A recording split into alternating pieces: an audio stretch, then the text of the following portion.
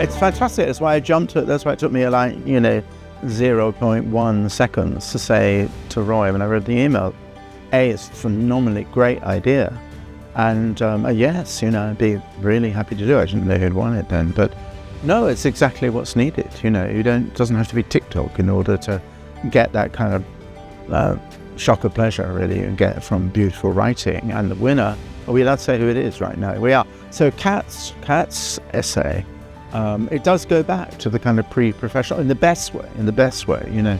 So it is gorgeous. It's just brilliant writing. I mean, brilliant, almost literally. It's sort of shining.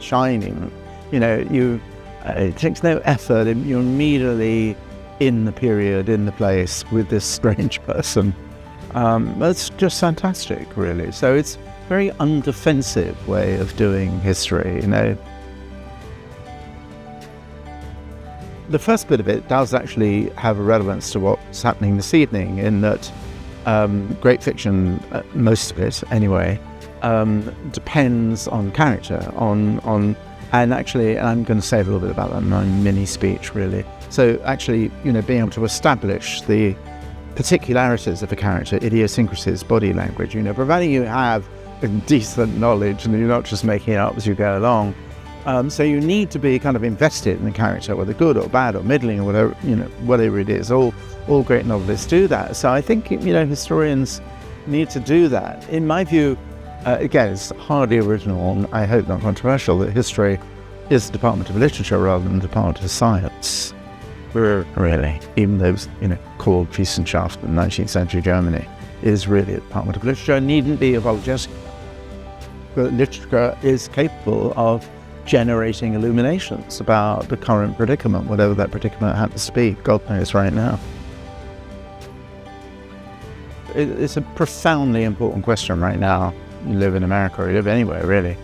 And that is, your Hippocratic Oath presupposes you go where truth takes you, truth here. And there's no truth in us, but the deeper question is the whole honour of history. We're back to our Greeks now, particularly to Thucydides. Thucydides was a protagonist. He was a general who was fired in the Peloponnesian War. So but his and the book is structured as the avenue to catastrophe. Imperial catastrophe. So the whole honour, as he understood it, was the obligation of self-criticism, not as a default position, but history was meant to be a gadfly. It's supposed to. I've often said history is supposed to keep you awake at night. And what Donald Trump is doing, notably as the 250th anniversary is upon us, and I mean, just the other day, the National Park in Philadelphia was ordered to take down all the signage about slavery. So history is not an act of self-congratulation.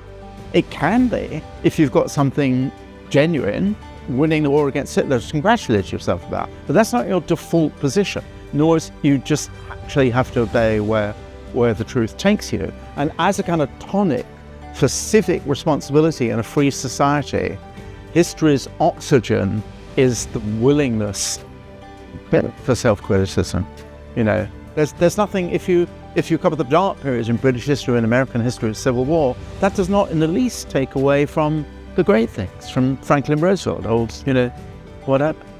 And that is really, you lose that, or if you kind of think it doesn't matter, then you're subtracting something absolutely essential from the survival of the democratic community to which you belong, and only in which history can thrive.